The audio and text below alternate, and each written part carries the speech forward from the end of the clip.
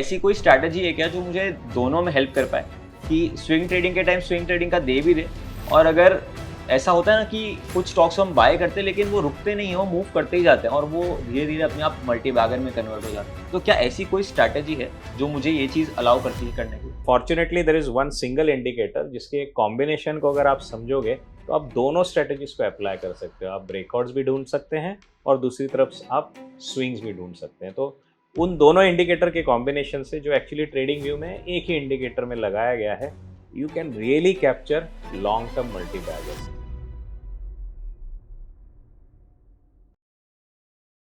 लेकिन इसमें काम क्या करना है आपको? स्टॉक्स जब आप चुनते हैं ना, तो आपको या तो डिओपोली या मोनोपोली के स्टॉक्स चुनने हैं। ओके। यानी टिपिकली वो बिजनेसेस जिनके कंपटीशन कम है। जैसे आप बीएसई को ले लीजिए, एमसीएक्स को ले लीजिए या एचएएल को ले लीजिए। तो इन बिजनेसेस का क्या है, इनकी स्टोरी, ग्रोथ स्टोरी ही इतनी स्ट्रांग है कि इनको बिजनेस आता रहेगा, सेक्टर भी ग्रो होगा, उनका शेयर ऑफ बिजनेस भी ज़्यादा है, जिसको अगर आप बीसीजी मैट्रिक्स देखेंगे तो उसमें बताया गया है कि these are the star performers. तो अगर आप स्टार परफॉर्मर्स के ऊपर इस स्ट्रेटेजी को लगाओगे, लॉन्ग टर्म में you will be able to capture lots of multibaggers. और अगर आप डेली टाइम फ्रेम पे काम करेंगे तो ये आपको शॉर्ट टर्म ट्रेड्स भी देगी, वीकली बेसिस पे काम करेंगे तो ये आपको मल्टी बैगर्स भी दे देगी। तो सेम ओके। ही स्ट्रेटेजीज है, आपको दोनों तरफ अप्लाई करने के बेनिफिट्स हैं। आपको थोड़ा बेसिक्स कवर करवा के दे देता हूँ कि मार्केट्स में ब्रेकआउट्स क्यों बनते हैं, क्यों चलते हैं, और स्विंग्स भी किस तरीके से चलते हैं, ताकि इससे क्या होगा, आपको वो हम इंडिकेटर क्यों यूज करते हैं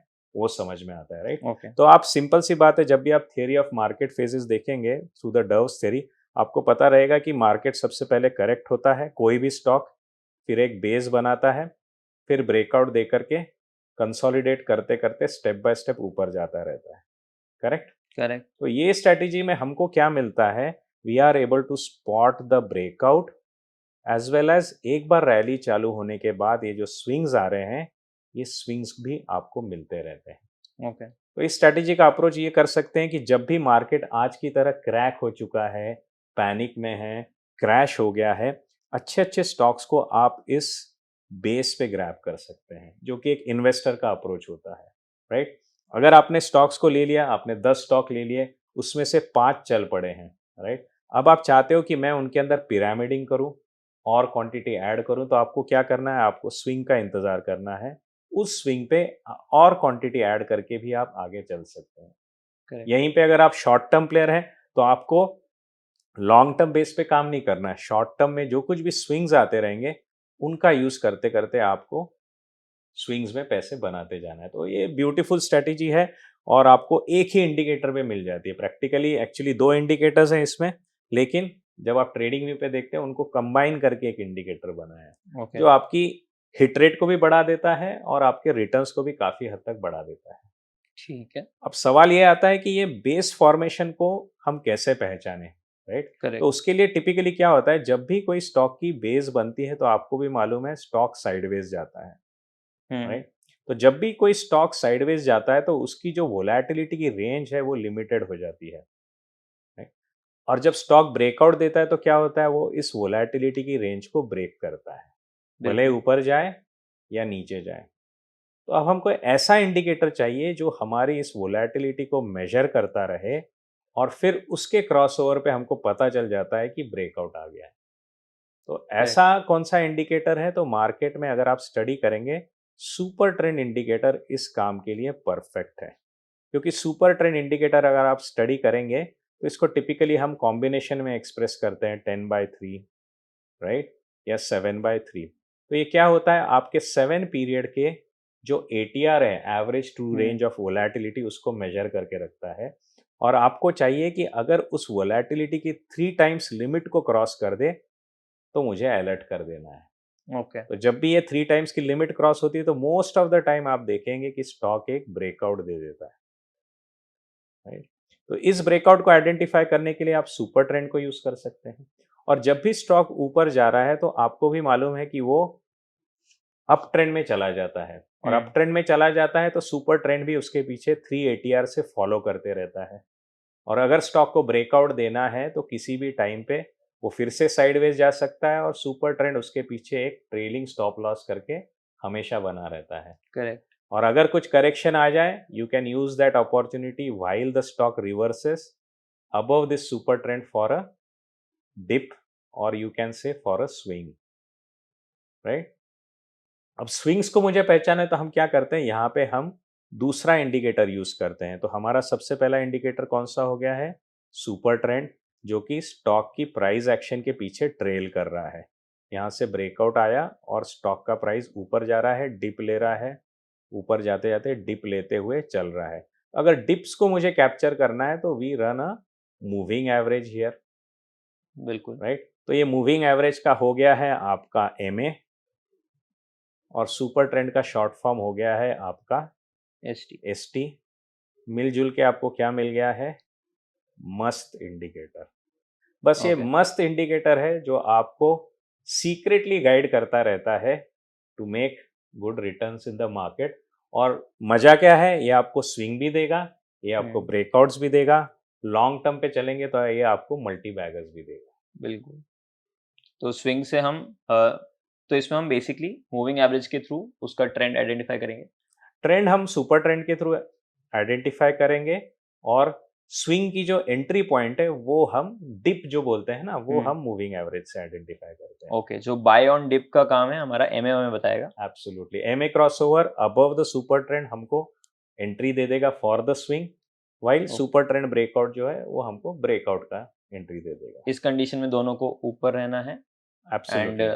तब जाके हम हमारी एंट्री प्लान करेंगे, और जैसे ही प्राइस नीचे आते हम बाहर हो जाएंगे। हाँ, अगर इसमें बाहर आने के भी दो तरीके, अगर आप स्विंग हम्म। प्ले कर रहे हैं तो मूविंग एवरेज के नीचे आते ही निकल आइए, और अगर आप लंबी रैली प्ले कर रहे हैं तो लिटरली सुपर ट्रेंड के ब्रेकडाउन का इंतजार करिए। तो डिपेंड्स, यही फ्लेक्सिबिलिटी ये टूल आपको देता है कि आपको जल्दी जल्दी प्ले करना है या आपको लॉन्ग टर्म में बने रहना है। Okay. One indicator serving both the purposes.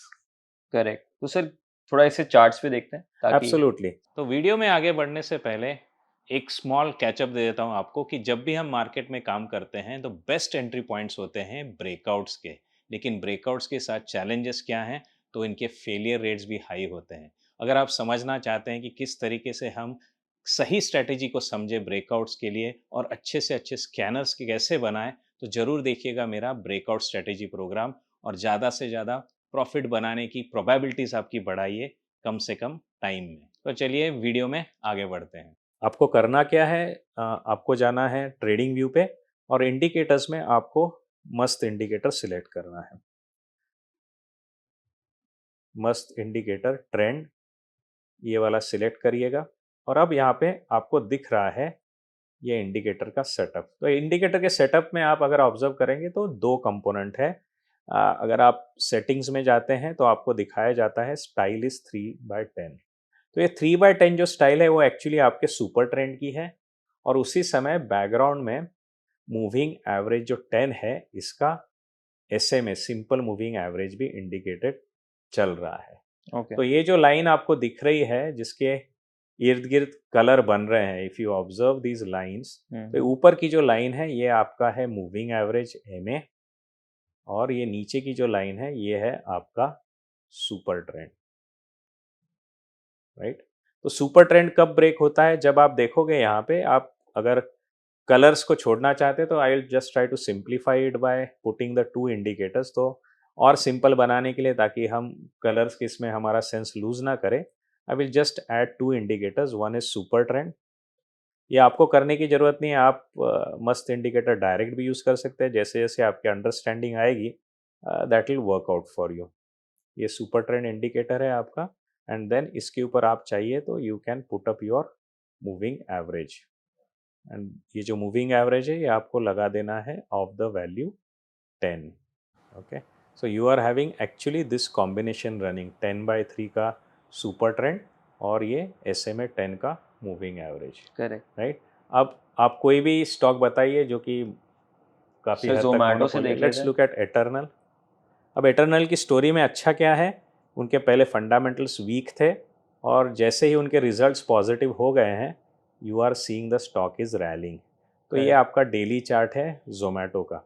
तो आपको यहाँ पे दिखेगा कि लिस्टिंग के बाद ये स्टॉक कितना क्रैश हो गया था। You can observe over here कि एटर्नल में लिस्टिंग के बाद सिनारियो क्या था और अब क्या सिनारियो चल रहा है। तो यहाँ पे आपको दिखेगा लिस्टिंग के बाद इतना क्रैश हो गया, राइट? बिल्कुल। तो ये जो स्ट्रैटेजी है, अगर आप सुपर ट्रेंड एंट्री बेस पे पकड़ना चाहते हैं तो खराब मार्केट के लिए बेस्ट है, या मार्केट जब बुरे हालात से जा रहा है उसके लिए बेस्ट है। मल्टी बैगर रिटर्न्स चाहिए तो आप इस डेली को कर दीजिएगा वीकली, और वहाँ पे आपको इसका लॉन्ग टर्म का फ्लेवर देखने को मिलेगा। If you really look at the weekly chart of eternal, ये आपको और क्लियरिटी दे रहा है। आपको डेली पे नॉइज दिख रहा था, बट यहाँ पे देखिए आपको सीधा दिख रहा है कि पूरी लिस्टिंग के बाद पहली बार उसने यहाँ पे ब्रेकआउट दिया था। Correct. For the first time इसने ब्रेकआउट दिया था एट 68। और अगर आप इसको ट्रेल करते रहे, आपको करना क्या है, हाँ जोमेटो मैंने ले लिया, उस समय मेरा कॉन्फिडेंस कम था तो मैंने थोड़ी ही क्वांटिटी में लिया है। तो आप सोचते हैं कि मुझे पिरामिडिंग भी करना है, I want to add midway also, correct. जो कि आपके टिपिकल स्विंग्स होते हैं। तो यहाँ पे मैंने ब्रेकआउट एंट्री कर ली एट 68। फिर जब कभी भी मुझे यहाँ पे टच डाउन मिला है 10 पीरियड मूविंग एवरेज क्रॉसओवर के, मैंने वहाँ पे अपने और क्वांटिटी ऐड कर ली है। तो if you are a long term player, आप आपका पहला ट्रांच यहाँ पे डालेंगे, और मिडवे जहाँ कहीं पे भी इस मूविंग एवरेज को आप क्रॉस कर रहे हो, कंडीशन क्या है, सुपर ट्रेंड आपका स्टॉप लॉस है, ओके। तो उसके ऊपर आप स्विंग्स के लिए एंट्री कर सकते हो, एग्जिट्स भी कर सकते हो। तो स्विंग प्ले करने वाला कैसा करेगा, स्विंग प्ले करने वाला यहाँ पे एंट्री ले लेगा क्रॉस ओवर पे, और क्रॉस डाउन पे एग्जिट ले लेगा, क्योंकि उसके लिए 10 period moving average itself is the strategy, correct. Right? और जो लॉन्ग टर्म इन्वेस्टर है वो पहला लॉट ऐड करेगा सुपर ट्रेंड ब्रेकआउट पे।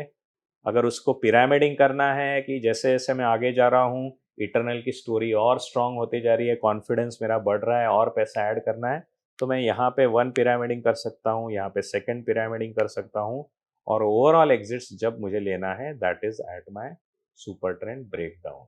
सर लेकिन इसमें एग्जिट कब होगा? सुपर ट्रेंड पे के बेसिस पे हम देख लें तो वीकली में तो बहुत डिले नहीं हो जाएगा? एब्सोल्युटली, अगर आपको मल्टी बैगर चाहिए तो वीकली साइकोलॉजी के लिए बेटर है, क्योंकि ये आपको फिर लॉन्ग टर्म के रिटर्न्स दे देता है, राइट? तो यहाँ पे आपको as a long term investor हो तो आप यहाँ पे एंट्री करिए, और यहाँ पे आपका एग्जिट होगा। अगर आप स्विंग करते हो लॉन्ग टर्म के चार्ट्स पे तो आपकी एंट्री यहाँ पे हो जाएगी और आपका एग्जिट यहाँ पे हो जाएगा। करेक्ट, अभी क्योंकि इसको जैसे हम जहाँ पे लास्ट अभी आपने मार्क किया वो राइट, डेली पे होता तो वहाँ पे तो एग्जिट आ जाता सुपर ट्रेंड का। एब्सोल्युटली, वहां पे आपका प्ले कैसा होता है, we can go to the daily chart. तो डेली चार्ट पे भी ये काफी हद तक चलता है। ऑफ कोर्स लॉन्गर टर्म पे आपका एडवांटेज होता है कि आपके रिटर्न ज्यादा बड़े होते हैं। फिर भी इटर्नल को आप यहाँ पे देखिए, जो रिसेंट रैली चालू हुई थी मार्च अप्रैल में, उसने एंट्री आपको 230 पे दी थी, and just follow the strategy, और अभी 230 की एंट्री 320 आपको चल रहा अभी है। 321 तक ला चुका है। तो this is giving you around 30% return, and very peacefully, in a very systematic way. Correct. आपको क्या होता है जब आपके पास स्ट्रैटेजी है, इंडिकेटर सामने, तो it is matter of following the discipline. हमारा प्रॉब्लम क्या है कि हम इन क्रैशेस पे पैनिक में आ जाते हैं और सुपर ट्रेंड लगने से पहले ही एग्जिट कर देते हैं। इंडिकेटर है, स्ट्रैटेजी भी अच्छी है, सवाल सिर्फ आपके इमोशनल कंट्रोल का और डिसिप्लिन का बन जाता है। करेक्ट। यही अगर आप और कोई भी दूसरा भी कोई मोनोपोली लेते हैं, लाइक टिपिकली हमने बीएससी का केस स्टडी देखा था। आप बिल्कुल। सबको मालूम है पिछले साल काफ़ी चला था, लेकिन हमारी स्ट्रैटेजी में कैसा चलता, डेली चार्ट्स पे आपको सीधा यहाँ पे एंट्री मिल जाता 1567 पे, एग्जिट आपको मिल जाता था 2686 तो पे। इसकी रैली मैंने देखा था 500 रुपये से स्टार्ट हुई थी, 500 रुपये के आसपास का लो बना था। यप। लेकिन प्रॉब्लम क्या है, हम बिलीव नहीं करते उस स्टोरी में जब वो चालू होती है, क्योंकि स्टोरी जब तक प्ले आउट हो जाती है तब तक हमारा कॉन्फिडेंस आ जाता है, लेकिन एंट्रीज फिर डिलेड हो जाती है। लेकिन हमको क्या करना है, सिर्फ फोकस करिए कि मोनोपोली स्टॉक है क्या है, और यहाँ पे बेस पे ब्रेकआउट दे रहा है क्या, yes, and that is the point from where you will have to enter and play. Correct. जैसे रिसेंट केसेस में आपको दिखाता हूँ अनंत राज की। अभी अनंत राज का आप सेटअप देखेंगे तो ये डेली चार्ट्स पे आप ही देखिए किस तरीके से रिटर्न दे रहा है। Now this is a stock which is coming from the data center story, and आपको breakouts पे entry they the around 577, and currently it is running at 679। आपको इंतजार सिर्फ यही करना है कि stock should be high probability के लिए stock should be a monopoly। Let me look at HAL, Hindustan aeronautics. यहाँ पे भी आपको दिखेगा, ये पिछली रैली जो मिली थी अप्रैल में 3562 से आपको 4795 मिला है। अभी भी इसने फिर से एंट्री दी है, और जब भी आप देखोगे सुपर ट्रेंड के इर्द गिर्द कोई ना कोई पैटर्न बनता है, जैसे यहाँ पे इन्वर्टेड हेड एंड शोल्डर बना हुआ है, करेक्ट। राइट? तो ऐसी चीज़ें आपको और कॉन्फिडेंस दे सकती है। अगर आप पैटर्न्स के बारे में जानना चाहते हैं, डेफिनेटली मेरा breakout momentum program is there, you can go with it, right? तो ऐसे इनपुट जो फाइन ट्यूनिंग के इनपुट्स है, you can pick up from the strategy programs, while indicators आपके जो कॉम्बिनेशंस में चलाने हैं, you can always put it up.